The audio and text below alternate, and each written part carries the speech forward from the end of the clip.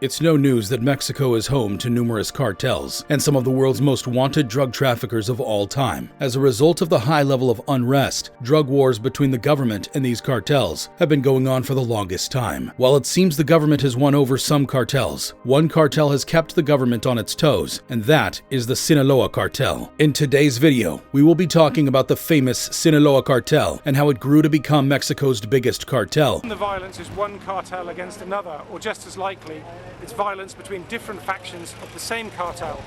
Despite the daily rise of competition in the drug trafficking market, the Sinaloa Cartel, aka the Federation, is one of the world's most notorious organized crime groups that has continued to evade the government and law enforcement agents. The group mainly deals in drug trafficking, and their business has spread internationally. But their headquarters remain in Culiacán in Sinaloa, Mexico. The origin of the Sinaloa Cartel can be traced back to the Guadalajara Cartel in the early 1980s. In 1985, the Guadalajara Cartel was facing the wrath of the U.S. and the Mexican government for torturing and killing a U.S. drug law enforcement agent. This led to a breakdown of the cartel into various groups, and one of the groups grew to become the Sinaloa Cartel. Before all this, the state of Sinaloa was already involved in the illegal production of drugs like marijuana and poppy crops. After the government banned cocaine and heroin in 1940, farmers in Sinaloa developed a way to grow these opioids and sell them on the black market. Well-known drug traffickers like Hector Luis Palma Salazar and Joaquin Guzman Loera, popularly called El Chapo, who became the leaders of the Sinaloa Cartel, were born and raised in Sinaloa. Hence, it wasn't difficult to learn the trade from a young age. The Sinaloa Cartel seemed to have been formed at a time that proved favorable.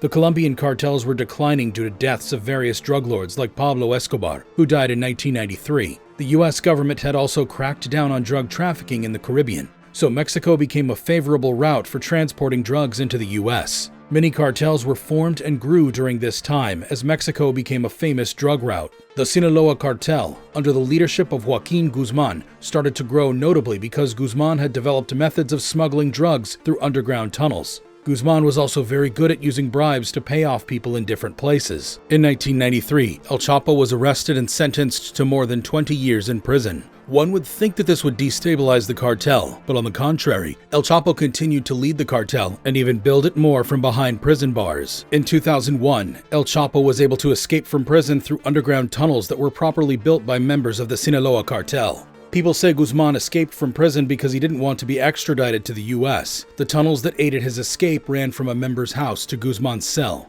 Following El Chapo's escape, the Mexican government increased its efforts to eliminate drug trafficking. They arrested suspected drug lords and leaders of other cartels, but Guzman was totally unreachable. The numerous arrests caused other cartels to weaken, and the Sinaloa Cartel seized the opportunity to expand greatly. The Sinaloa Cartel operates as a loose network of smaller groups or factions that work together as the situation demands. It is this structure that has put them above many other cartels, because whenever the government brings down one of the factions, it rarely affects the whole cartel. Having this upper hand, as well as an intelligent, elusive leader like Guzman, the Sinaloa Cartel was unbeatable. There have been records of power tussles between the numerous factions in the cartel, but that doesn't seem to affect the cartel's business at all. In 2010, the newly formed Los Zetas rose up to challenge the Sinaloa Cartel. The Los Zetas broke out of the Gulf Cartel and consisted of 31 ex-military men. At the time, they used their military knowledge and weaponry to surpass other cartels and became Mexico's most dangerous cartel because of their brutal nature. Los Zetas grew at an alarming rate and thought they could take on the Sinaloa Cartel,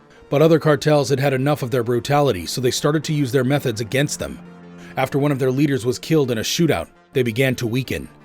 The Sinaloa Cartel already had a strong market and had built their business internationally, so it was impossible for Los Zetas to beat them.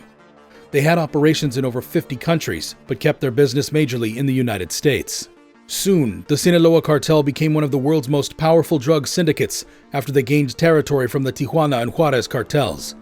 Reports at the time claimed the cartel was primarily responsible for the sales of illegal drugs like marijuana, cocaine, heroin, and methamphetamines in Mexico. In 2014, Guzman was arrested in Mazatlan, Sinaloa. The government had put in so much to get him, but he made all their efforts a waste by escaping from prison a year later. And you guessed right, the cartel members still broke their boss out of prison using the tunnel system. The people who dug the tunnels must have been experts, because when you consider the size and network of the tunnels, it is mind-blowing.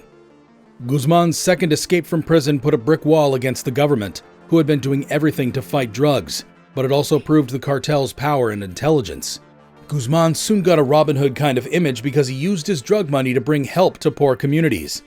By 2015, U.S. officials stated that the Sinaloa Cartel was in charge of the drug market in every state and estimated its annual revenue to be between $3 billion and $39 billion. The Sinaloa Cartel centered their business majorly on drugs, while other cartels were going into human trafficking, extortion, and racketeering.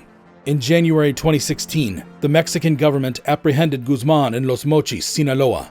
He was extradited in 2017, and by that time, the Los Zetas were already falling apart.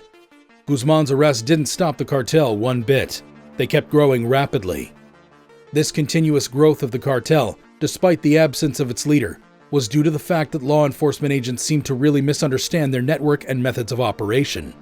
The cartel was way ahead of the government and knew just the right methods to evade them. In 2019, El Chapo was found guilty of various charges, including drug trafficking and bribery. With Guzman away, Sinaloa Cartel's co-founder Ismael Zambada Garcia, aka El Mayo, and 3 of Guzman's sons, namely Jesus Alfredo Guzman Salazar, Ovidio Guzman Lopez, and Ivan Archivaldo Guzman Salazar, took over the leadership of the cartel. The cartel primarily operates in the Golden Triangle, which includes the states of Sinaloa, Chihuahua, and Durango. These states are recorded to have the highest production rates as well as high rates of law enforcement seizures of Mexican opium made of fentanyl. The Sinaloa Cartel has a particular skill that puts them above others, and that is using their money to buy politicians while others are buying weapons. That doesn't mean that they don't have weapons or engage in violence, but they use these politicians as extra cover for their business. In 2019, a man named Genaro Garcia Luna was arrested in the U.S. He was the Secretary of Public Security in Mexico when the government went into a bloody drug war against the cartels.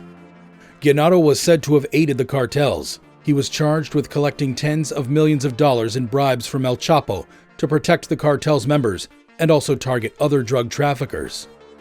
That same year, the army tried to arrest one of El Chapo's sons, but faced strong opposition from the Sinaloa Cartel. Cartel members went into the streets with military-grade weapons and took over the city until the army backed out and let go of El Chapo's son. The Sinaloa Cartel is known for using violence in a way that some consider appropriate for any situation. They never overuse violence like the Los Zetas, and that is why some of the locals support them. The Sinaloa Cartel is very efficient in capitalizing on the opioid crisis in the U.S. They're expanding their sales of fentanyl imported from China and meth into Europe and Asia. Although they are currently facing opposition from the Jalisco New Generation Cartel, their business is still strong because they know their market pretty well and have built it with care. Today, Ismael Zambada Garcia remains at large, and the cartel is functioning well under his and Guzman's son's leadership. And that's all we have for today's video. Don't forget to like and subscribe to our channel for more videos like this.